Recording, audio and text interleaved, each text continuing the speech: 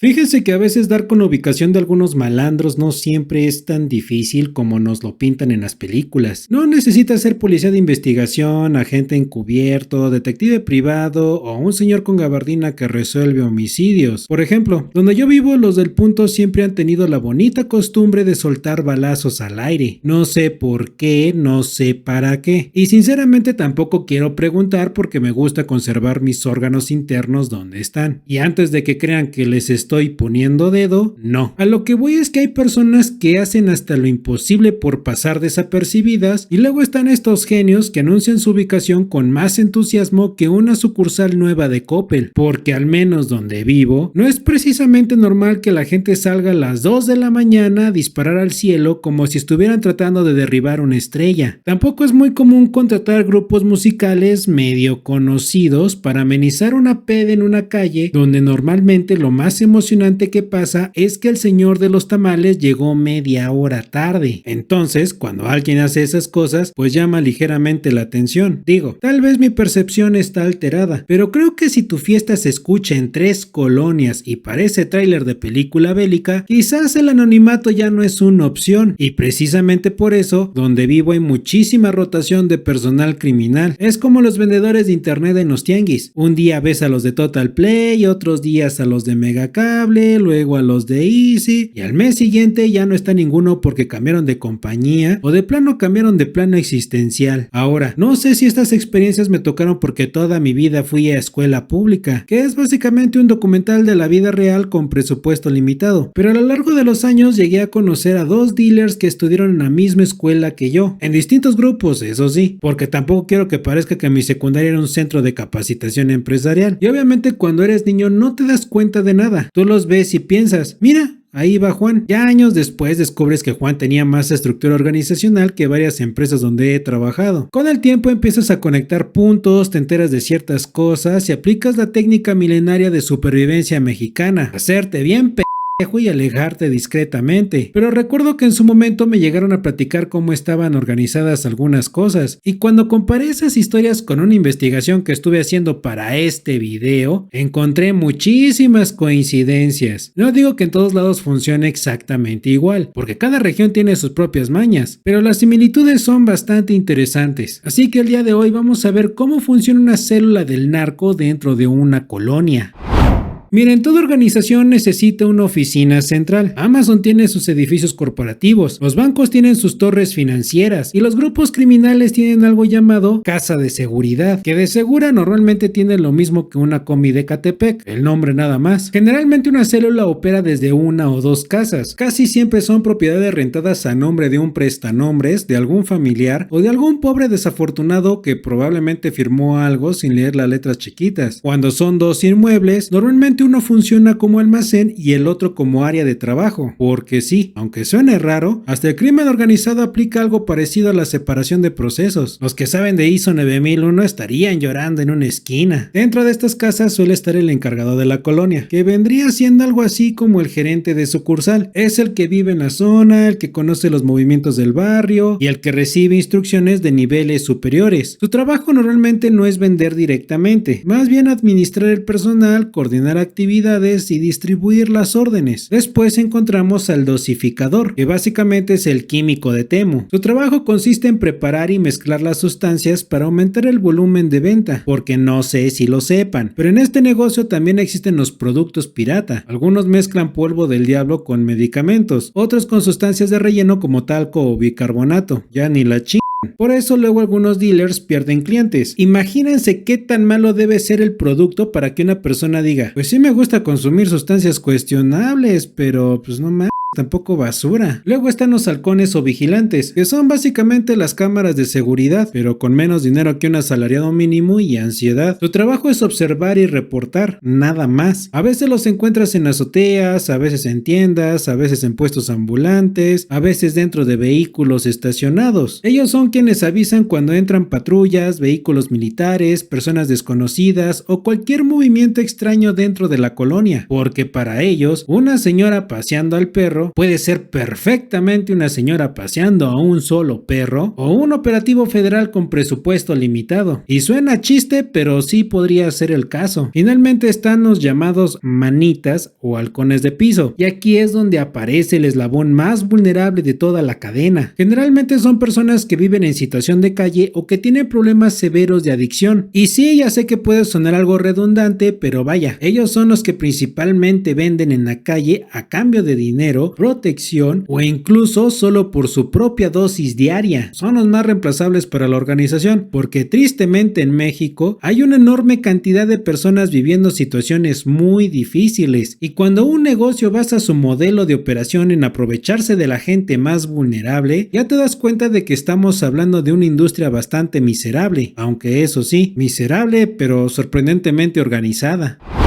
Ahora bien, contrario a lo que muestran muchas películas, normalmente no vas a ver a todos caminando por la calle cargando fusiles enormes como si estuvieran en Battlefield. Generalmente intentan pasar desapercibidos, porque resulta que llamar la atención de las autoridades no suele aparecer en el manual de buenas prácticas empresariales. Por eso la mayoría de las veces utilizan armas ocultas y procuran mezclarse con el entorno. Cuando empiezan a aparecer las armas grandes de forma visible, normalmente no es una buena señal para la colonia. Sabes que algo está pasando y probablemente no sea bueno, pero dejando eso de lado, hablemos del dinero, porque si algo tienen en común las empresas legales y las ilegales, es que absolutamente todos están obsesionados con el flujo de efectivo. Las ganancias suelen concentrarse periódicamente y van pasando por distintos niveles de la estructura hasta llegar a los encargados de la zona. Es como una cadena de reportes, y una vez que el dinero llega a ciertos niveles, aparece el problema favorito de cualquier actividad ilícita: ¿cómo explicas de dónde salió todo ese efectivo sin que alguien empiece a hacer preguntas incómodas? Porque si mañana una tienda que normalmente vende 3 refrescos y 2 bolsas de papas al día empieza a reportar ingresos comparables a los de una sucursal bancaria, hasta el SAT se rascaría la cabeza. Por eso, históricamente, muchos grupos buscan mezclar dinero ilícito con actividades aparentemente legítimas: pequeños negocios, comercios locales o actividades donde el movimiento de efectivo resulta más difícil de verificar. Y sí, si les interesa entender más sobre cómo funciona el lavado de dinero, ya tengo un video dedicado exclusivamente a ese tema.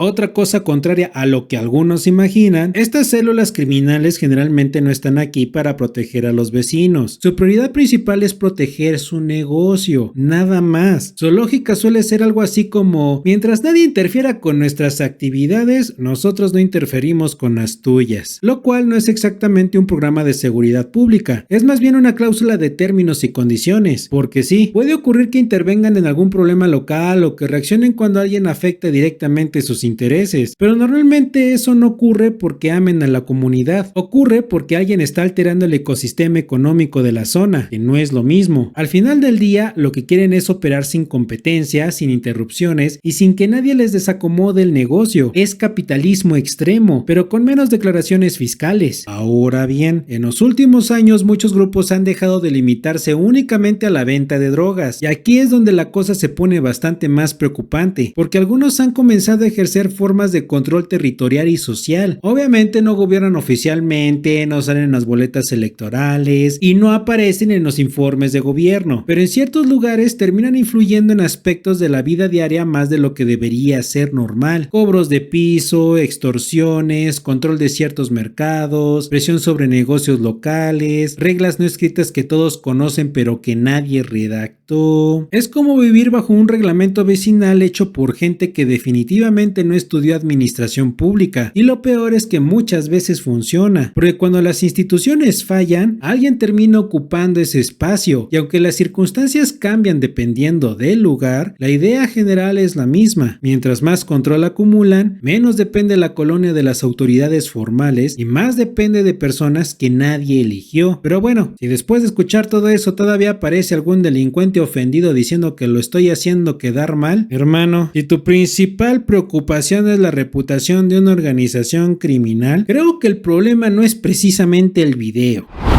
Y claro, después de todo esto surge la pregunta más importante: ¿y el vecino común qué gana con todo este desmadre? Pues generalmente nada, porque es relativamente común que de repente se escuchen balazos o que amanezca la colonia con una noticia de nota roja, como las disputas, los ajustes de cuentas, los malos entendidos entre personas que curiosamente resuelven sus diferencias utilizando métodos muy de pólvora, lo cual termina afectando a personas que ni siquiera participan en el problema, porque la violencia rara vez llega con la cortesía de preguntar quién estaba involucrado y quién simplemente iba camino a comprar tortillas. Y aquí viene una de las mayores mentiras que nos han vendido las películas, porque Hollywood le hace creer a alguna gente que cuando llegan las autoridades, los criminales hacen una última resistencia heroica mientras suena música épica de fondo, pero la realidad suele ser muchísimo menos cinematográfica. Generalmente la prioridad es escapar, desaparecer evidencia, ocultar cosas comprometedoras y correr más rápido que los problemas, porque resulta que la mayoría de las personas que presumen ser muy valientes en Facebook descubren de repente una profunda pasión por el atletismo cuando aparecen las patrullas. Al final del día, la consecuencia más grande para los vecinos es que terminan viviendo en un lugar donde la incertidumbre se vuelve parte de la rutina, donde escuchar algo raro ya no sorprende, donde ciertas situaciones se normalizan y donde la frase "no pasa nada, ya estamos acostumbrados" probablemente sea una de las frases más tristes que puede decir una sociedad, porque acostumbrarse a algo no significa que sea normal, significa que llevas demasiado tiempo soportándolo.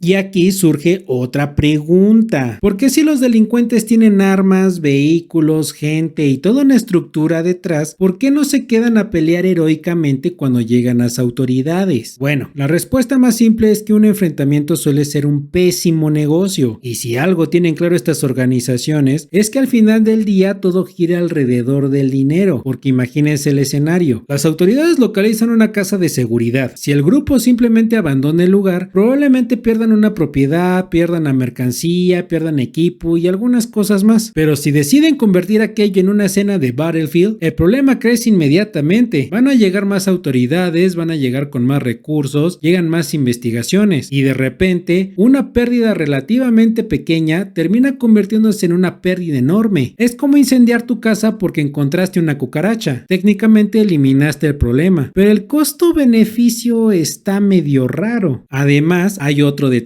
la gente cuesta dinero, y no porque sean especialmente humanitarios, sino porque reclutar personas, coordinarlas y mantener una estructura funcionando requiere tiempo y recursos. Si detienen o eliminan a varios integrantes, el negocio pierde capacidad operativa, y como cualquier empresa, una empresa sin empleados produce exactamente lo mismo que un político, o sea, nada. También está el tema de revelar capacidades, porque cada enfrentamiento expone información, muestra recursos, muestra tácticas, muestra errores y permite que el siguiente operativo llegue mucho mejor preparado. Es básicamente regalar el tutorial completo. Por eso, desde una lógica puramente operativa, una retirada suele ser más rentable que una confrontación, porque una operación que huye hoy puede intentar reubicarse mañana, pero una operación destruida ya no factura absolutamente nada. De hecho, una de las cosas más irónicas es que muchas veces el integrante que decide quedarse peleando termina perjudicando a todos los demás, porque cuando finalmente lo capturan, ya sea en minutos, horas o días después, se convierte en una fuente enorme de información: teléfonos, contactos, ubicaciones, relaciones, movimientos, y de repente el supuesto héroe de película acaba convirtiéndose en el spoiler de toda la temporada. Por eso, incluso dentro de estos grupos suele existir una lógica bastante simple: pelear no es valentía, es estupidez. Ahora bien, cuando ustedes ven videos donde aparecen convoys enormes, vehículos blindados improvisados o despliegues considerables en ciertas regiones de grupos criminales, normalmente estamos hablando de escenarios mucho más complejos, porque eso ya indica estructuras más grandes, conflictos más intensos o zonas donde la presencia criminal tiene una influencia bastante considerable.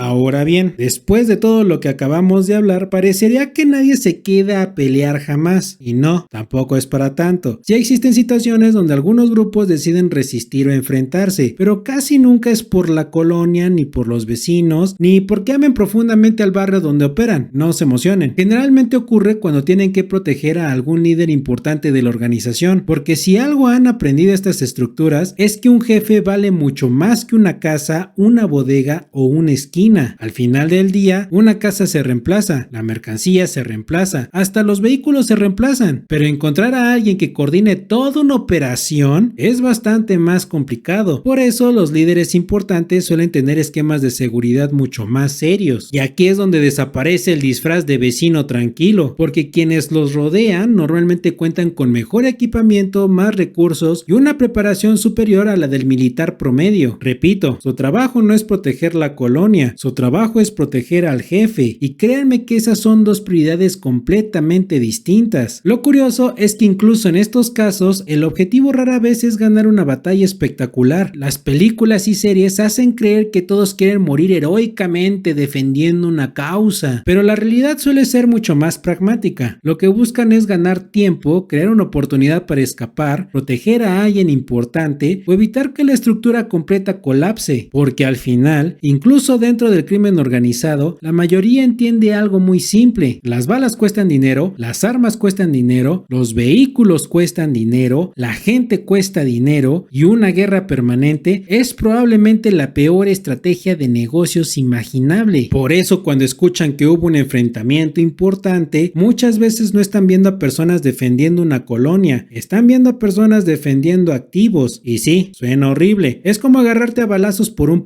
lápiz. Por eso es importante entender cómo funcionan realmente estas estructuras y no cómo nos las venden las series de televisión, porque Netflix te vende honor, lealtad y códigos, pero la realidad normalmente te vende intereses, dinero y supervivencia, y créeme que suele ser mucho más deprimente de lo que te imaginas. Así que para que quede claro, una célula del narco en tu colonia no es un ejército, no es una hermandad de guerreros, no es una mafia de película. La realidad es mucho más aburrida y mucho más peligrosa, porque al final estamos hablando de un negocio criminal, sí, pero un negocio al fin y al cabo, uno que vende droga, uno que extorsiona, uno que intimida, uno que cuando le conviene y uno que desaparece corriendo cuando enfrentarse sale más caro que escapar. Y mientras tanto, a nosotros nos toca vivir en medio de todo eso. Nos toca acostumbrarnos a escuchar cosas que jamás deberían parecer normales. Nos toca aprender qué calles evitar, qué horarios evitar, qué preguntas evitar. A veces incluso qué cosas es mejor no haber visto. Porque en muchos lugares la supervivencia no consiste en ser valiente, consiste en llegar a tu casa y punto. Lo más triste es que después de un tiempo muchas personas terminan normalizando todo esto: las balaceras, las extorsiones, los desaparecidos, las amenazas, como si todo esto fuera parte natural del paisaje mexicano, y no lo es, nunca lo ha sido. Así que cuídense mucho, no se confíen de nada ni de nadie. Yo soy Corso y recuerden, en esta historia no hay héroes, los criminales no son héroes, los políticos tampoco, y muchas veces las víctimas ni siquiera tienen oportunidad de defenderse. Solo somos personas intentando llegar vivas al día siguiente. Adiós.